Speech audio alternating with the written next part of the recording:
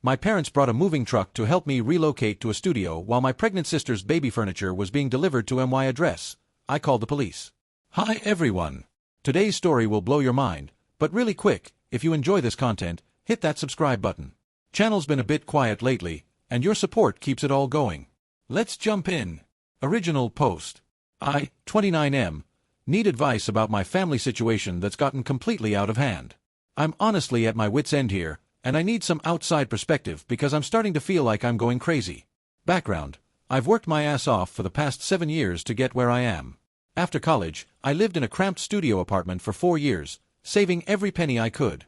I took on freelance projects on top of my regular job, skipped vacations, and basically lived on ramen and peanut butter sandwiches.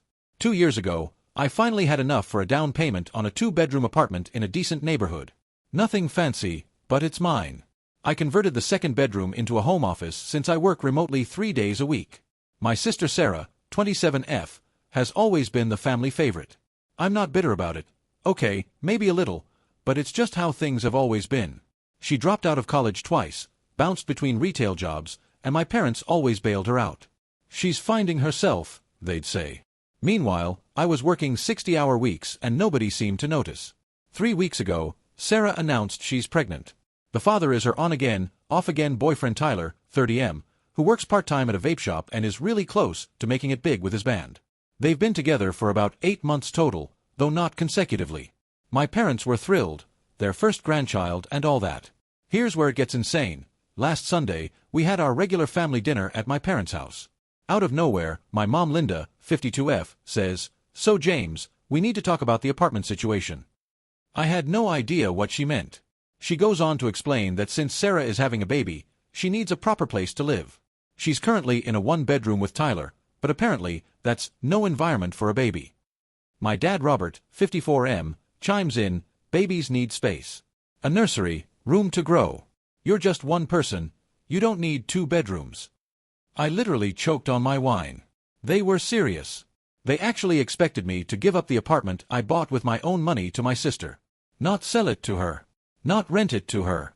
Give it to her. I tried to stay calm. I explained that I use the second bedroom as an office, that I worked hard for this place, that it's my home. My mom's response? Family helps family. When you have a baby someday, Sarah will help you too. Sarah just sat there with this small smile, rubbing her belly. She's like 10 weeks along, there's nothing to rub yet. She didn't say much, but she did mention how perfect my neighborhood would be for raising a baby. Great schools, safe streets, close to the park. I said no. Firmly but politely. That's when things escalated. My mom started crying, saying I'm selfish and don't care about my future niece or nephew. My dad accused me of being materialistic and putting property over people. Sarah finally spoke up, saying she always knew I resented her and that some people just aren't meant to be uncles. I left. I've been getting texts all week. Mom sends me articles about the importance of family support. Dad sent me a spreadsheet, I kid you not, a fucking spreadsheet, showing how a single person mathematically needs less space than a family. Sarah posted on Facebook about how some people don't understand that it takes a village, and how grateful she is for those who do support her journey. My extended family is now involved. My aunt called me selfish. My cousin texted asking if it's true that I'm making a pregnant woman homeless. I've tried explaining that Sarah isn't homeless, she has an apartment, but nobody wants to hear it. Here's what really gets me. They're not even suggesting I move in with them temporarily or offering to help me find a new place. They just assume I'll figure it out because I always do. When I pointed out I have a mortgage, my mom said I could get a studio apartment and rent it for less than my mortgage payment, and they'd help with the difference sometimes. I'm not heartless. I love my sister despite everything. I'd be happy to help her look for a bigger place, maybe even chip in for a deposit if she actually saved some money. But giving up my home, the apartment I worked years for, so she and her underemployed boyfriend can play house on my dime? Am I the asshole here? I feel like I'm being gaslit by my entire family. They're acting like I'm some monster who wants babies to suffer. But this is my home. I earned it. Why should I give it up because Sarah made different life choices? The pregnancy wasn't planned, by the way. She told me that herself when she first found out. But now it's somehow my responsibility to solve their housing situation? I need advice. How do I handle this without destroying my family relationships? But also, How do I stay firm without becoming the villain in everyone's story? Edit. Holy shit, this blew up. I'm reading all your comments and I can't believe how many of you have dealt with similar situations. To answer some common questions. Yes, the apartment is 100% in my name. And my parents have no legal claim to it. They did not help with the down payment. They actually told me I was rushing into homeownership. Sarah and Tyler pay $900 per month for their current place. My mortgage is $2,400. And no, Tyler is not stepping up. He thinks they should see how things go before making big decisions. I'm going to try to talk to them again this weekend. We'll update. Update 1, posted 2 weeks later. Buckle up, because this has gotten so much worse. First, thank you to everyone who responded to my original post. Your comments gave me the confidence to stand firm. I even wrote down some key points to bring up at our family meeting. So, last Saturday, I invited everyone to my apartment for lunch, thinking a neutral setting might help. Big mistake. Huge mistake. They showed up 45 minutes early. I was still prepping food when I heard the key in my lock. Yeah, my parents still have a spare key from when I first moved in. I made a mental note to change the locks ASAP. In walks my mom, dad, Sarah, and Tyler. But that's not all. They brought my Aunt Patricia, mom's sister, and her husband Michael as mediators. Apparently, my family decided I needed an intervention. Tyler immediately sprawls on my couch and starts playing with my PS5. Sarah begins walking around, and I swear I thought she was just being nosy. Mom starts rearranging my kitchen because apparently, I've been organizing my spices wrong for 2 years. I try to get everyone seated and start the conversation, but Aunt Patricia jumps in with, "James, we're all here because we love you and want what's best for the family." The intervention was basically them taking turns explaining why I'm being unreasonable.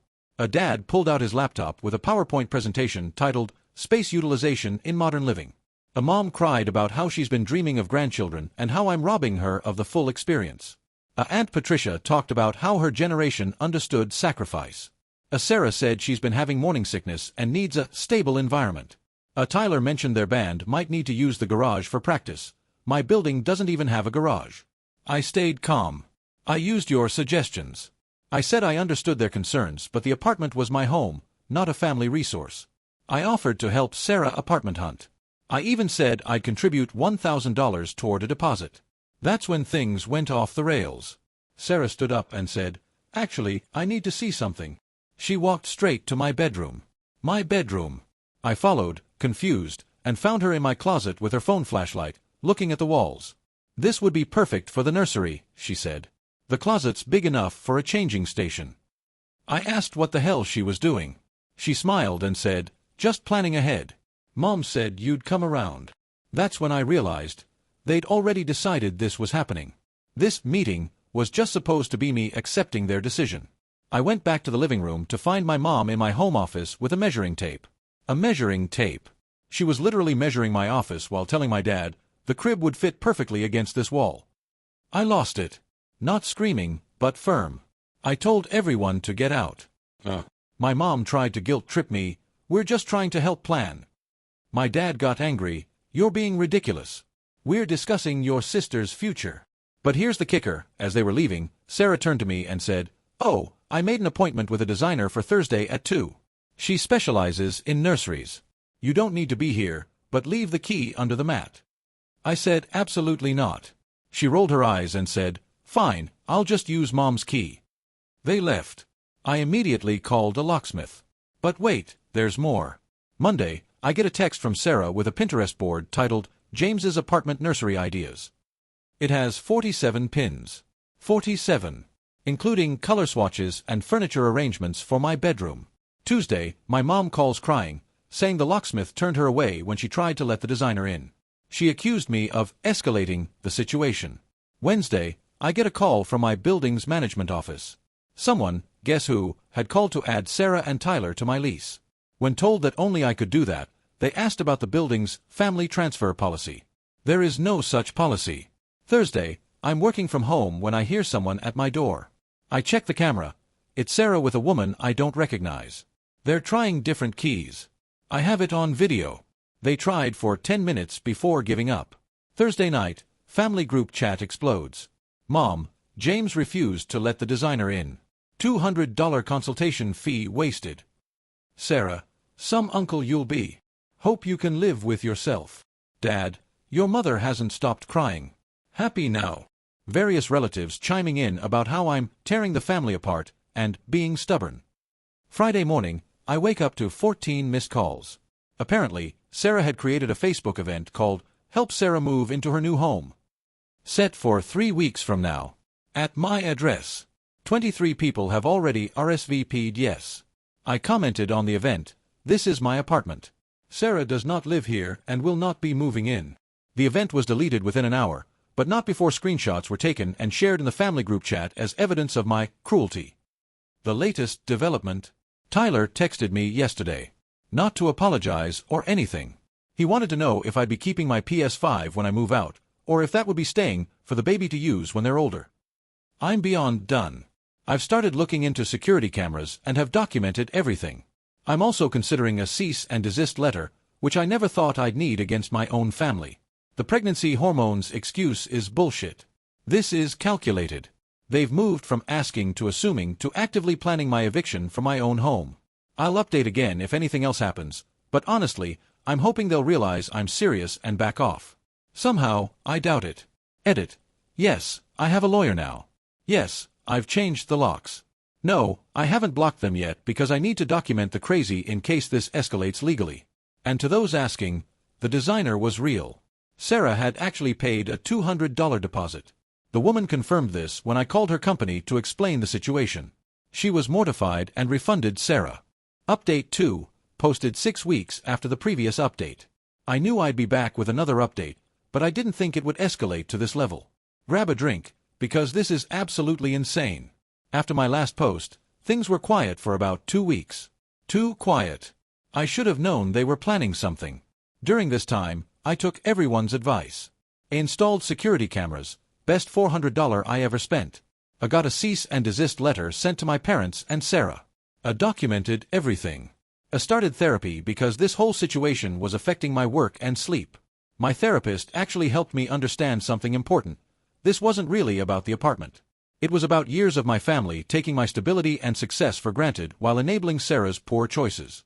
The apartment was just the breaking point. Week 3 of radio silence. I get a text from my cousin Emma asking if I'm excited about the move. Confused, I ask what she means. She sends me a screenshot from Sarah's Instagram story. Can't wait to set up baby's room. So grateful for family support. 2 hearts. The attached photo. My apartment building. Not just the building. MY unit's balcony with my potted plants visible. I text Sarah immediately. No response. Call my parents. Straight to voicemail. Something's up. That Thursday, I'm at my office, the actual company office, not my home office, when my neighbor Kevin texts me, "Hey man, there's a moving truck outside. You moving?" My blood goes cold. I check my security camera app. Sure enough, there's a U-Haul parked outside. My parents' car is in the visitor spot. Sarah and Tyler's beat-up Honda is there too. I immediately leave work, telling my boss I have a family emergency. The 20-minute drive felt like hours. I pull up to find the truck's back open. Inside, a crib. A changing table. Boxes labeled, "Baby's Room." They're not trying to move me out. They're moving Sarah in. I sprint to my apartment. The door is intact, thank God for good locks, but I can hear voices inside the hallway. I quietly approach and hear my mom on the phone with someone. "Yes, the locksmith should be here any minute. My son gave us permission but forgot to leave the key." I immediately called 911, explaining that people were trying to break into my apartment. While on the phone, I start recording video. The locksmith arrives before the police. I watch him approach my door where my parents, Sarah, Tyler, and 2 guys I don't recognize are waiting. My dad hands him cash. That's when I step out. "Don't touch that lock. I'm the owner, and these people do not have permission to enter." The locksmith looks confused. My mom immediately starts, "James. Perfect timing. We were just dash." "No." I cut her off. "I've called the police. You're trespassing." Sarah starts crying. "How can you do this to your pregnant sister?" Tyler, helpful as always, chimes in, "Dude, the truck's only rented until 4. The locksmith, bless him, immediately steps back and says he's not getting involved in a family dispute. He leaves just as the police arrive. I explain the situation to the officers, showing them my lease, the cease and desist letter, and the security footage of them trying to get in. My family tries to spin it as a misunderstanding, but the officers aren't buying it. Here's where it gets really good. One of the unknown guys with them, he starts getting nervous when the cops are checking IDs. Turns out he has an outstanding warrant for unpaid child support. He gets arrested on the spot. The other guy, he's a professional tenant relocator, aka someone they hired to physically move my stuff out if needed. When the cops explain that what he was hired to do would be illegal eviction, he quickly leaves. The officers make it clear to my family they need to leave immediately, and any further attempts to enter will result in arrest. They're officially trespassed from the property. My dad, red-faced and angry, starts yelling about how I'm destroying the family and choosing property over blood. My mom wails that I'm killing her grandchild by causing stress to Sarah. Sarah, still playing victim, sobs about how she already told everyone the new address and how embarrassed she'll be. Tyler, he asks if we can at least unload the truck since it's all already packed. The officers escort them out. I follow to make sure they actually leave. That's when I see inside the truck, not just baby furniture, but Sarah's entire apartment. They'd packed everything. They were literally moving her in today. But wait, it gets better. I get back to my apartment and check my mail. There's an envelope from my parents. Inside, a rental agreement between me and Sarah, dated 3 weeks from now, where I would be renting my apartment to her for $500 per month. Remember, my mortgage is $2,400. It's already signed by her and my parents as witnesses. There's also a note, James, we thought this would be fair. You can stay with us for a few months until you find something suitable.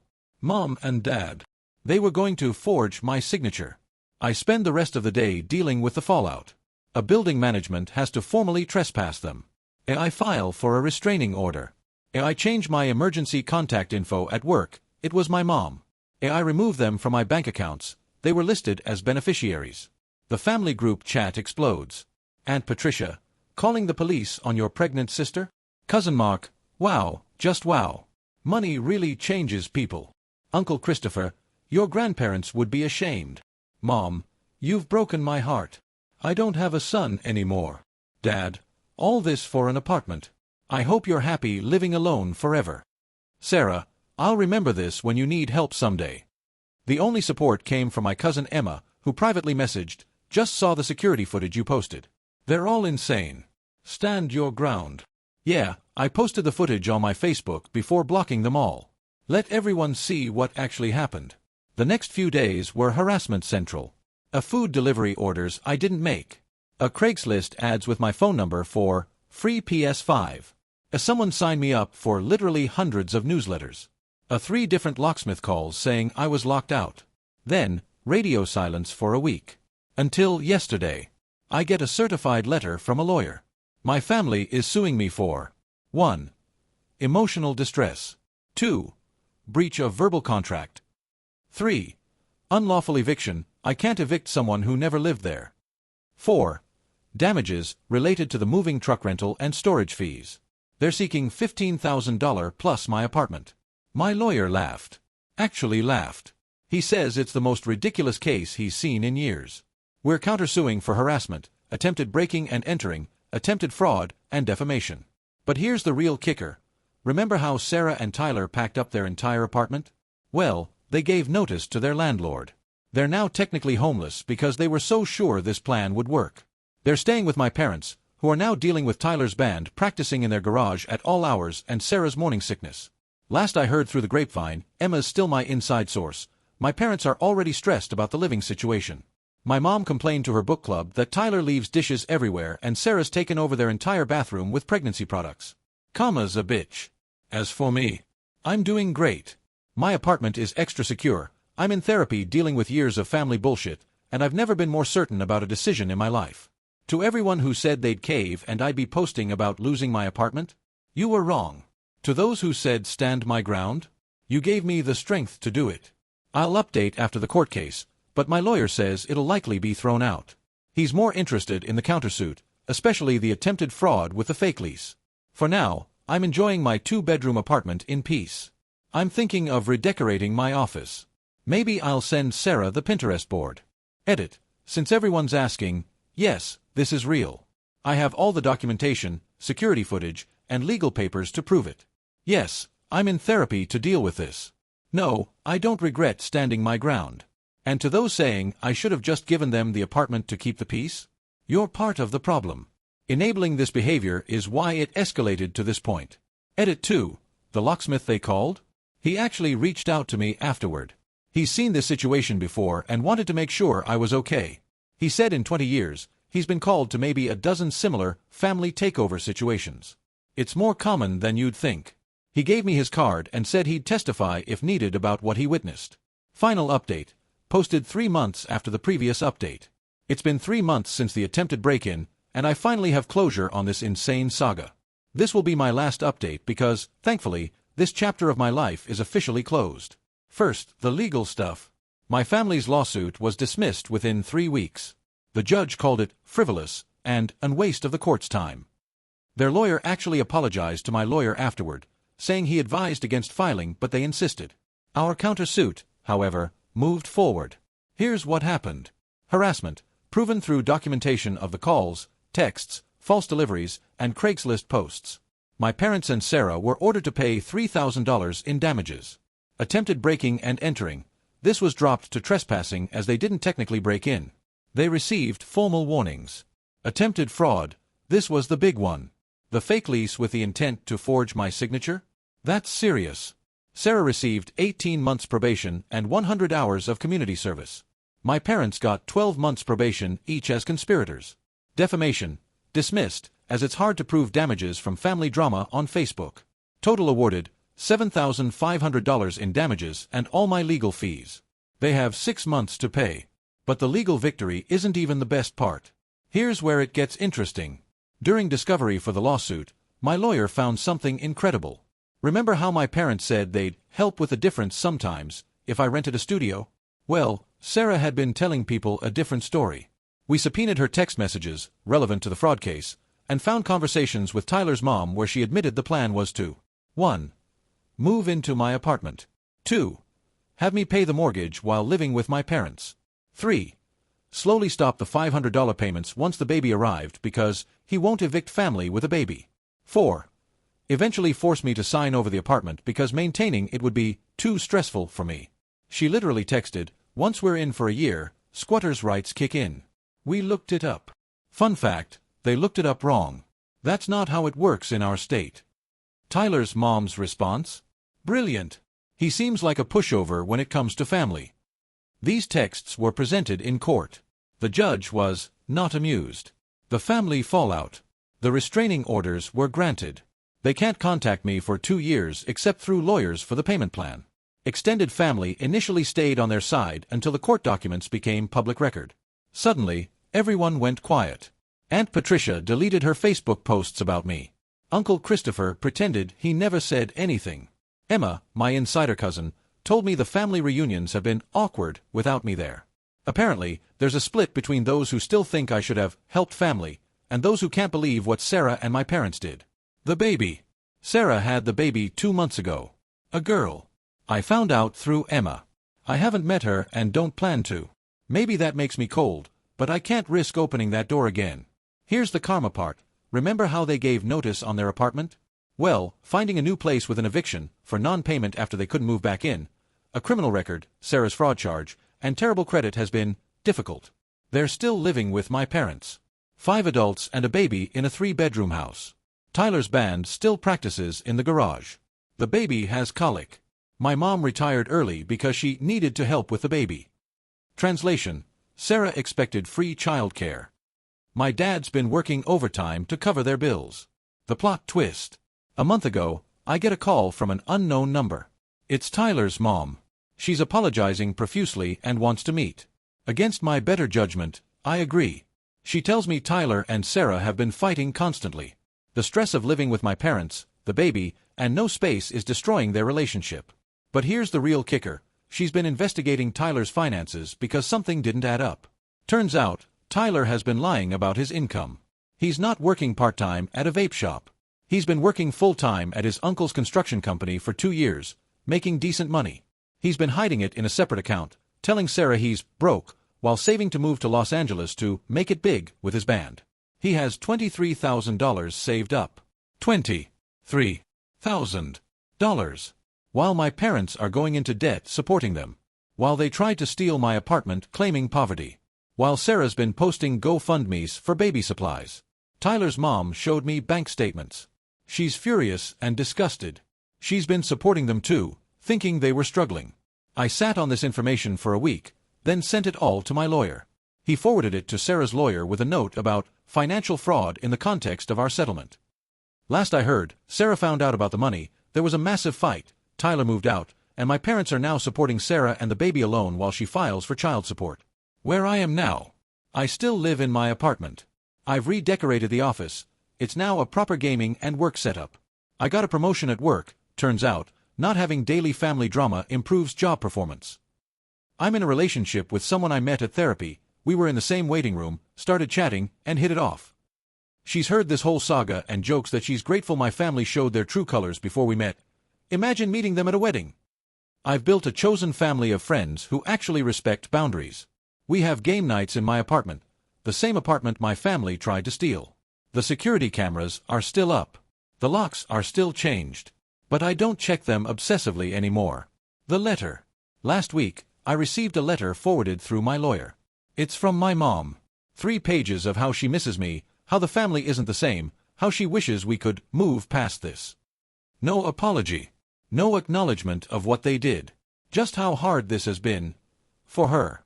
I threw it away. Sometimes family isn't who you're born to. Sometimes it's who you choose. And sometimes, the best thing you can do is choose yourself. To everyone who followed this saga, thank you. Your support, advice, and validation kept me sane. You helped me realize I wasn't crazy, I wasn't selfish, and I wasn't wrong to protect what I'd worked for. My apartment is still mine. My life is mine. And for the first time in 29 years, I'm free from the guilt, manipulation, and expectation that family helps family, even when that help is really just enabling. I'm done updating because there's nothing left to say. They're out of my life, I'm thriving, and that's the best ending I could ask for. Final edit. To address the most common question, yes, I feel bad for the baby. She's innocent in all this. I've set up a small education fund in her name that Sarah won't know about until the child turns 18. It's my way of helping without getting pulled back into the dysfunction. The fund is managed by a trust, and Sarah can't touch it. Maybe one day, my niece will understand why her uncle had to step away. Or maybe she won't. Either way, she'll have something from me that her parents can't take away.